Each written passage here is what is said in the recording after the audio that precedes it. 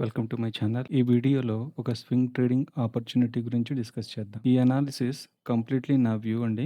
Buy sell recommendation అయితే కాదు. ఈ వీడియోలో ప్రొవైడ్ చేసే ఇన్పుట్స్ రిఫరెన్స్ తో మీరు అనలైజ్ చేయండి. Based on that you can take a call. మనం డిస్కస్ చేయబోతున్న స్టాక్ పేరు విప్రో. ఈ స్టాక్ తీసుకోవడానికి టూ రీజన్స్ ఉన్నాయి. వన్, స్వింగ్ ట్రేడ్ ఆపర్చునిటీ ఉంది. సెకండ్, రీసెంట్ గా ఈ స్టాక్ 1:1 బోనస్ అనౌన్స్ చేశారు. అంటే ఇది పేరుకి బోనస్, కానీ ఈ స్టాక్ స్ప్లిట్ అయింది. ఇది అరౌండ్ 580 రూపీస్ దగ్గర ట్రేడ్ అయ్యే స్టాక్ ఇప్పుడు హాఫ్ లో కనపడుతుంది మనకి. అంటే 260 ఆ లెవెల్స్ అనమాట. బట్ ఈ రోజు మంచి మూమెంటం వచ్చింది. ఆల్రెడీ ఇన్వెస్ట్ చేసిన వాళ్ళకైతే పెద్దగా డిఫరెన్స్ ఏమి ఉండదు. కాకపోతే వాళ్ళ పోర్ట్ఫోలియోలో క్వాంటిటీ అనేది ఇంక్రీజ్ అవుతుంది. కాకపోతే కొత్తగా ఇన్వెస్ట్ చేయాలనుకునే వాళ్ళకి ఈ స్టాక్ ఒక మంచి ఆపర్చునిటీ. ఎక్కడి నుంచి అయితే స్టాక్ స్ప్లిట్ అయ్యి ఇప్పుడు హాఫ్ ప్రైస్ లో నడుస్తుందో అక్కడికి మళ్ళీ రీచ్ అయ్యే పొటెన్షియల్ కంప్లీట్ గా ఉంది ఈ స్టాక్ కి. ఇందులో ఎటువంటి సందేహం లేదు. ముందుగా ఈ స్టాక్ ఫండమెంటల్ అనాలిసిస్ చేద్దాము. దాని తర్వాత technical pattern and technical targets and ఎంత టైం పడుతుంది అనేది అప్రాక్సిమేట్ గా మనం చూద్దాం. ఫండమెంటల్ అనాలిసిస్ కోసం మనం స్క్రీనర్ వెబ్సైట్ లో చూద్దాం. చూడండి,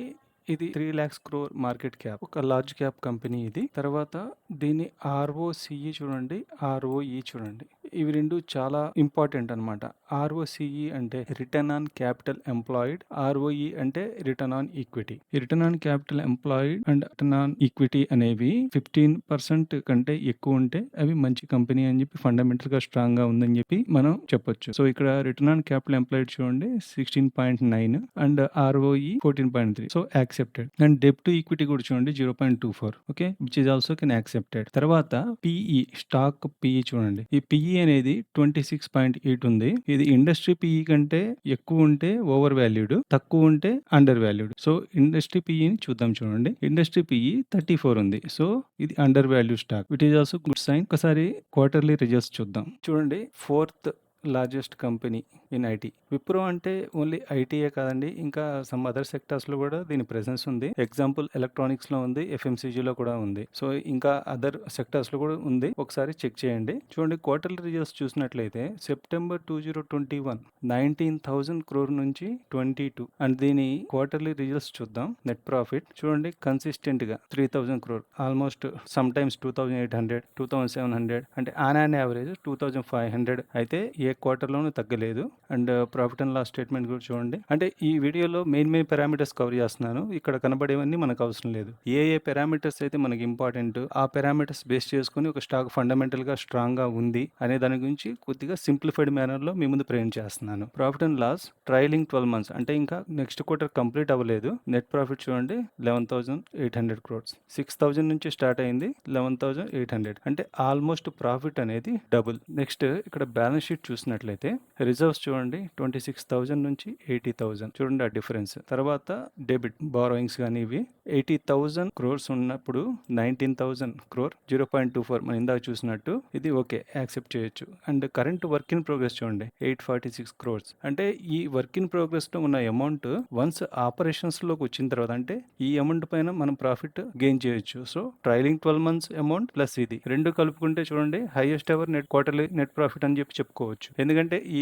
846 crore ప్రస్తుతం వాళ్ళు ఎక్స్పాన్షన్ కానివ్వండి, ఏదైనా న్యూ ప్రోడక్ట్ లాంచ్ కానివ్వండి, అలాంటి వాటిలో ఇన్వెస్ట్ చేశారు. వన్స్ ఈ అమౌంట్ అనేది ఆపరేషన్స్ లోకి వస్తే మనకి ఇంకా ప్రాఫిట్స్ వచ్చే అవకాశం ఉంది. Next share holding pattern. Promoters దగ్గర 72.80, so which is good. And FIs DIs చూడండి ఇంక్రీజ్ అయ్యారు, కొద్దిగా డిఐఎస్ తగ్గింది, బట్ ఓవరాల్ ఓకే. మీరు షేర్ హోల్డింగ్ ప్యాటర్న్ చూసుకున్నా కానీ స్టాక్ ఫండమెంటల్ గా స్ట్రాంగ్. అంటే ఇప్పటి వరకు మనం చూసిన పారామీటర్స్ అన్ని మన క్రైటీరియాకి ఎగ్జాక్ట్ గా మ్యాచ్ అవుతున్నాయి. సో ఇప్పుడు మనం చెప్పొచ్చు విప్రో స్టాక్ అనగానే జనరల్ గా మనం ఫండమెంటల్ స్ట్రాంగ్ స్టాక్ అంటాము, కానీ చూసారు కదా ఏవైతే పారామీటర్స్ మన క్రైటీరియాకి మ్యాచ్ అవ్వాలో అవన్నీ మ్యాచ్ అవుతూ వచ్చాయి. కాబట్టి ఇప్పుడు మనం చెప్పొచ్చు ఈ స్టాక్ అనేది ఫండమెంటల్లీ స్ట్రాంగ్ అని. సో నెక్స్ట్ టెక్నికల్ ప్యాటర్న్ చూపిస్తాను చూడండి. ఆ టెక్నికల్ ప్యాటర్న్ బేసిస్ టార్గెట్ ఎంత ఉంది అండ్ ఎంత టైంలో అచీవ్ అవ్వచ్చు అనే దాని గురించి చూద్దాం. చూడండి, ఇది day time frame pattern formation చూడండి.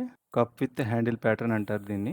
2 హ్యాండిల్స్ వచ్చాయి కాబట్టి complex cup with handle pattern అంటారు. సో ఈ రెసిస్టెన్స్ ఏరియా నుంచి ఒకసారి మార్కెట్ ఇంతవరకు రావడం, చిన్న రిట్రేస్మెంట్, అగైన్ ఇక్కడ ట్రై అండ్ అగైన్ ఇక్కడ break retracement and move. Okay, as per technical. So మనం ఇక్కడైనా ఎంటర్ చేసి ఉండాల్సింది, లేదు ఇప్పుడైనా 50% క్వాంటిటీ ఇక్కడ యాడ్ చేసుకుంటాం. ఇన్ కేస్ మార్కెట్ ఈ 280 290 లెవెల్కి వస్తే ఇక్కడ రిమైనింగ్. ఓకే, టార్గెట్ మెజర్ చేద్దాం చూడండి. సో ఎప్పుడైనా ఈ కప్ విత్ హ్యాండిల్ ప్యాటర్న్ మనం ట్రేడ్ చేసేటప్పుడు కప్ యొక్క బాటమ్ అండ్ దెన్ ఇక్కడ ఈ రెసిస్టెన్స్ లైన్, ఆ హ్యాండిల్ అవి ఎక్కడ దాకా ఉండే అక్కడ దాకా. ఇప్పుడు చూడండి, నెక్స్ట్ టార్గెట్ 350. ఓకే, సో ఎంత టైం పడుతుంది? ఇప్పుడు టార్గెట్ అయితే మనం చూసాము, ఇక్కడ నుంచి 50 రూపీస్ పొటెన్షియల్ ఉంది. ఇన్ కేసు 290 లెవెల్స్ దొరికితే 60 రూపీస్ రావడానికి అవకాశం ఉంది. అండ్ ఇక్కడ ప్రాఫిట్ పర్సంటేజ్ 20%. ఓకే, ఎంత టైం పడుతుంది అనే దానికి ఇక్కడ లో మనకి ఎప్పుడండి వచ్చింది? ఆగస్టు 24. సో ఇక్కడ రీచ్ అవ్వడానికి అక్టోబర్. సో 3 మంత్స్ పీరియడ్ పట్టింది ఇంతవరకు రావడానికి. సో నెక్స్ట్ మనం 3 మంత్స్లో అచీవ్ అయినా అవుతుంది, లేదంటే ఇంకో 2 మంత్స్. కొద్దిగా టైం ఈ స్టాక్ అనేది టార్గెట్ కంపల్సరీ ఇస్తుంది. కాకపోతే దీంట్లో ట్రేడ్ చేసేటప్పుడు ఆల్మోస్ట్ మనం ఎలాంటి స్టాప్ లాస్ అయితే అవసరం లేదు. ఎందుకంటే in case market in worst కండిషన్లో ఉన్నప్పుడు ఇంతవరకు రావచ్చు, లేదా ఫైనల్గా ఇంతవరకు రావచ్చు, అంతకంటే ఇంకా కిందకి వెళ్ళే అవకాశాలు తక్కువ. కాబట్టి ఇక్కడ మనకు డిప్ దొరికితే మనం యాడ్ చేసుకుంటూ ఉండాలి తప్ప ఎలాంటి స్టాప్ లాస్ పెట్టి ట్రేడ్ నుంచి బయటికి రాకూడదు. I'm bullish on the stock. నా ఈ ఎక్స్ప్లెనేషన్ మీకు నచ్చినట్లయితే ఈ వీడియోని లైక్ చేయండి, షేర్ చేయండి. ఇలాంటి వీడియోస్ మరిన్ని అనుకుంటే కామెంట్స్లో అప్డేట్ చేయండి. Thanks for watching.